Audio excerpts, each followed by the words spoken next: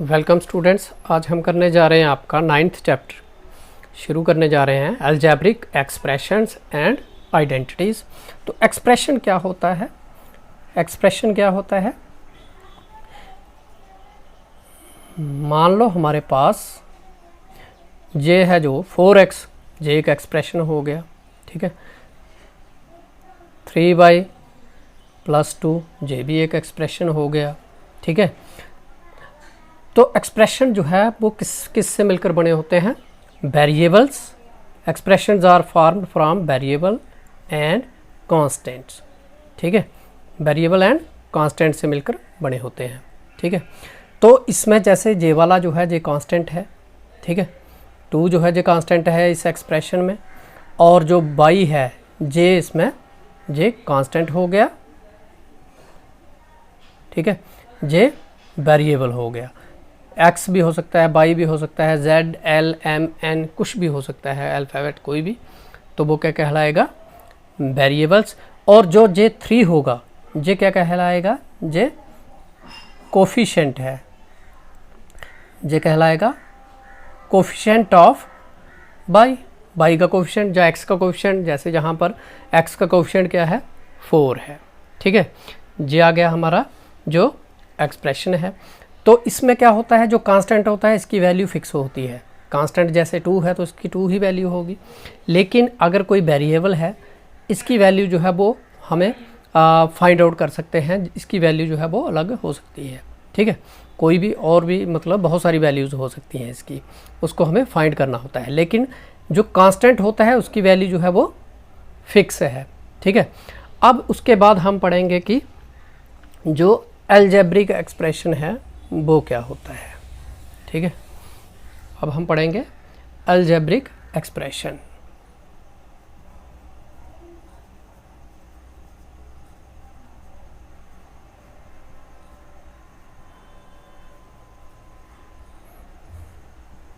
तो algebraic expression जो है वो क्या होता है,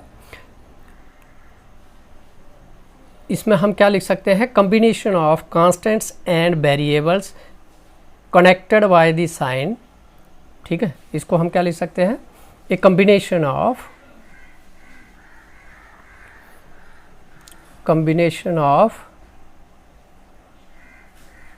constants and variables, constant and variables connected by the sign, जो किससे कनेक्ट हुए हों? साइन जैसे है प्लस, माइनस, मल्टीप्लाई, ठीक है, एंड डिवाइड इज कॉल्ड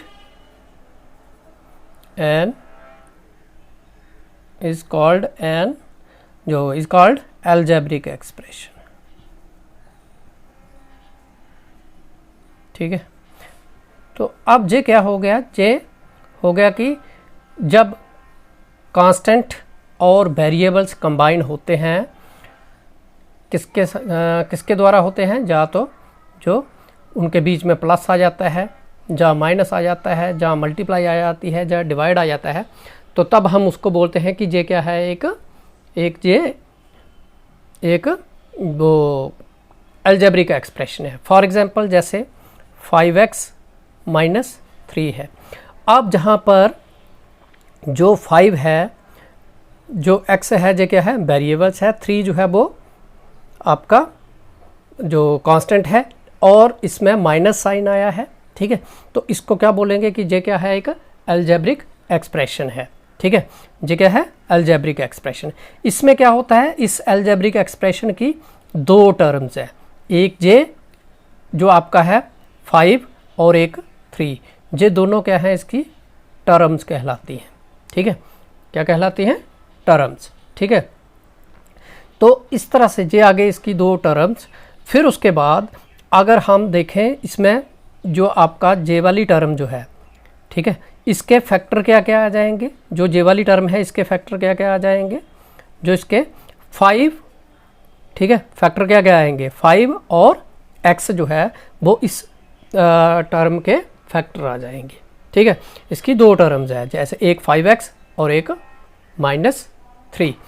ठीक है, ये दो टर्म है इसकी, 5x और 3, और बीच में आपका ये साइन है माइनस का। ठीक है, अब क्या होता है, जहाँ पर हमें ये देखना है कि इनके आधार पर, टर्म के आधार पर इनको आगे अलग अलग उसमें बांटा गया है। ठीक है, जिसकी एक टर्म हो उसको क्या बोलते हैं, जिसकी 2 टर्म्स हो उसको क्या बोलते हैं, और जिसकी 3 हो उसको क्या बोलते हैं। ठीक है, अब जहाँ पर क्या होता है, एक होता है आपका सबसे पहले जो मोनोमियल। तो मोनोमियल जो है वो क्या होता है, जे वो एक्सप्रेशन होता है जिसकी सिर्फ एक ही टर्म हो। ठीक है, इसको हम लिख सकते हैं an expression having one term, जिसकी एक ही टर्म हो उसको हम क्या कहेंगे, मोनोमियल। फॉर एग्जांपल, अगर इसमें हम एग्जांपल जोड़ना चाहे तो जैसे 4x 3y, ये आ गया मोनोमियल। ठीक है, उसके बाद आगे है आपका नेक्स्ट जो है वो है बायनॉमियल। तो बायनॉमियल जो है वो क्या चीज़ है, उसमें एन एक्सप्रेशन हैविंग 2 टर्म्स, जिसकी 2 टर्म्स हो। ठीक है, जिसकी 2 टर्म्स हो वो कहलाता है बायनॉमियल। फॉर एग्जांपल, जैसे 5x + 1 ये आ गया, 3x - 1 ये आपके आ गई जो बायनॉमियल है। ठीक है, उसके बाद जो नेक्स्ट है इसके आगे वो क्या है, ट्राइनॉमियल। अब ट्राइनॉमियल जो है वो क्या होता है, ट्राइनॉमियल जो है वो क्या होता है, an expression having, try means 3, by means 2। तो अब जहाँ पर एन एक्सप्रेशन हैविंग 3 टर्म्स, अब जिसकी 3 टर्म्स होंगी वो क्या कहलाएगा, वो क्या कहलाएगा, वो कहलाता है ट्राइनॉमियल। ठीक है, फॉर एग्जांपल, जैसे एग्जांपल के लिए हम लिख सकते हैं 2x² + 3xy + 9, ये हो गया एक ट्राइनॉमियल। ठीक है, ये आगे ट्राइनॉमियल की एग्जांपल, और भी बहुत सारी हो सकती हैं। ठीक है, तो ये आपको याद रखना है कि जिसकी सिंगल टर्म हो, एक ही टर्म हो, वो क्या कहलाता है, मोनोमियल। जिसकी एक से ज़्यादा हो वो क्या, दो टर्म्स हो वो क्या कहलाता है, बाइनॉमियल। और जिसकी 3 टर्म हो वो क्या कहलाता है, वो ट्राइनॉमियल कहलाता है। ये आपको याद रखना है इसमें। ठीक है, ये नेक्स्ट इस पे क्वेश्चन जो हैं वो आएंगे। अब इसमें एक और थोड़ा सा वो है कि लाइक और अनलाइक टर्म्स जो हैं वो कौन सी होंगी।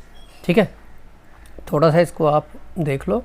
लाइक टर्म कौन सी होती है, लाइक टर्म्स हो गई जिनके जो वेरिएबल्स हैं वो सेम हो, जैसे 3x 5x। ठीक है, ये हो गया, ये लाइक टर्म्स है। या फिर इस तरह से भी, ये भी एक एग्जांपल हो गई। या फिर आ सकता है कि 3x बाई 2xy, इस तरह से जिनमें सेम हो इनके वेरिएबल x बाई, इधर x था दोनों में, तो ये आ गई लाइक टर्म्स। और इसमें अगर अनलाइक टर्म्स को देखें तो वो क्या होगा, अनलाइक टर्म आ जाएगी। जैसे अगर हम जहाँ पर लिख दें 2xy, ठीक है, तो ये क्या आ जाएगी, फिर ये आ जाएगी अनलाइक। ठीक है, ये आ जाएगी अनलाइक टर्म्स। जैसे जहाँ पर हम लिखते हैं अगर z, तो ये दोनों हो जाएंगी अनलाइक टर्म्स। अब आपको पता चल गया होगा कि लाइक टर्म्स और अनलाइक टर्म्स जो है वो क्या होती है।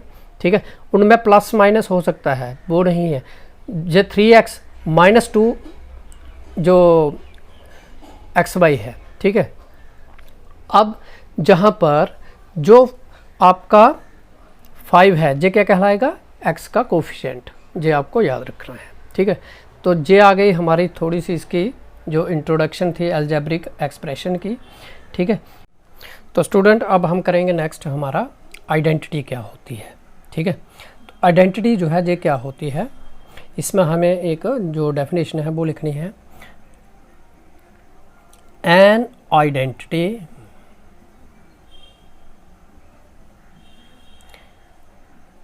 is an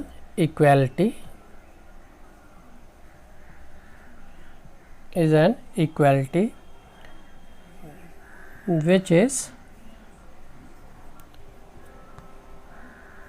true for all values of variables